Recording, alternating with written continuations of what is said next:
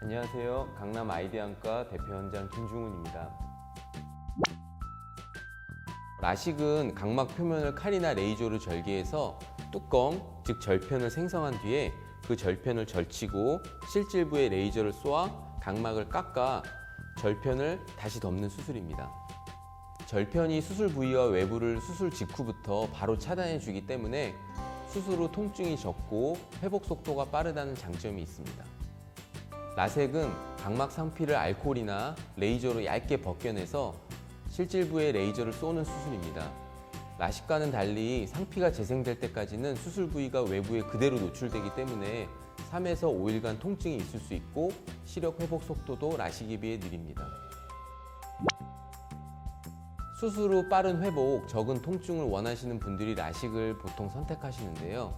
바로 일상생활을 해야 하는 분들에게 적합합니다. 다만 외부 충격에 조금 약하기 때문에 과격하게 운동을 한다거나 경찰, 소방관, 운동선수 같은 특수한 직업을 갖고 계신 분들에게는 권하지 않습니다. 라섹은 라식과는 달리 외부 충격에 강하기 때문에 활동량이 많은 분들에게 더 적합하긴 합니다. 회복이 느리고 통증이 있어서 일상생활에 빨리 복귀를 해야 한다거나 통증이 많이 두려우신 분이라면 맞지 않을 수도 있습니다. 렌즈 삽입 수술은 ICL, 안내 렌즈 삽입술이라고 하는데요.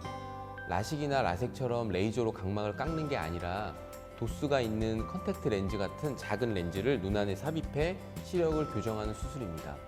각막의 두께가 너무 얇거나 각막에 질환이 있어서 레이저 시력 교정 수술이 힘든 분들 혹은 눈이 너무 나쁜 고도 근시인 분들에게 추천하는 방법입니다. 스마일 라식은 라식과 라섹의 장점을 더한 수술인데요. 각막 상피를 보존하면서 실질 부위를 분리해 시력을 교정하는 방법입니다. 라식과 가장 큰 차이점은 스마일 라식의 경우 2mm 정도의 작은 절개로 수술이 진행되기 때문에 라식에 비해 감염의 위험이 비교적 적고 안구 건조증이나 각막 혼탁, 각막 확장증과 같은 합병증의 위험도 낮습니다. 수술 후 통증이 거의 없고 바로 다음날 가벼운 세안과 화장을 할 수 있습니다.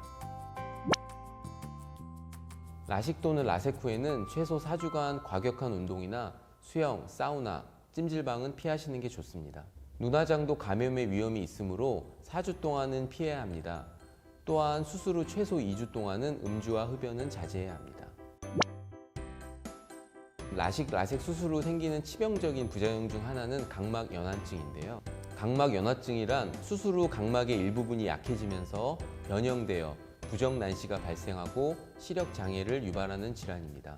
보통 수술 전 원추 각막과 같은 각막 질환이 있는 눈에 수술을 하거나 각막 두께가 얇은 눈에 무리하게 수술을 진행하는 경우 발생하게 됩니다.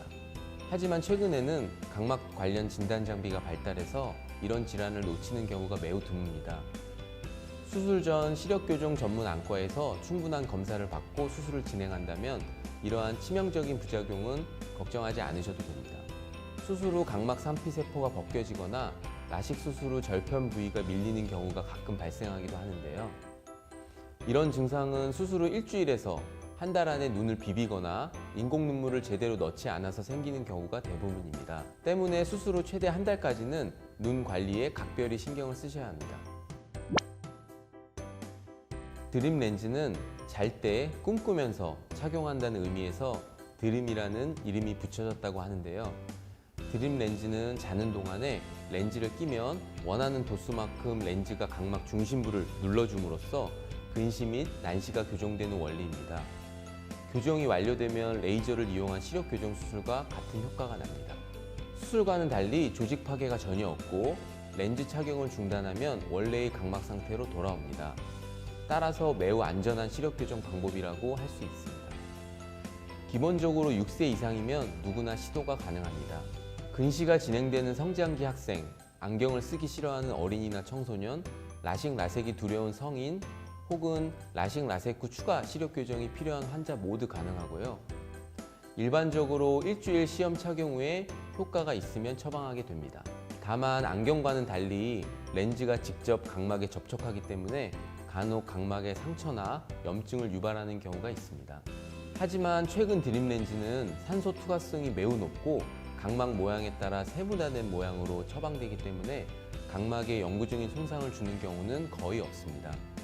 전문의에게 드림 렌즈를 처방받은 뒤 정기적인 진료를 받는다면 꽤 안전한 시력 교정 방법이라고 할 수 있겠습니다.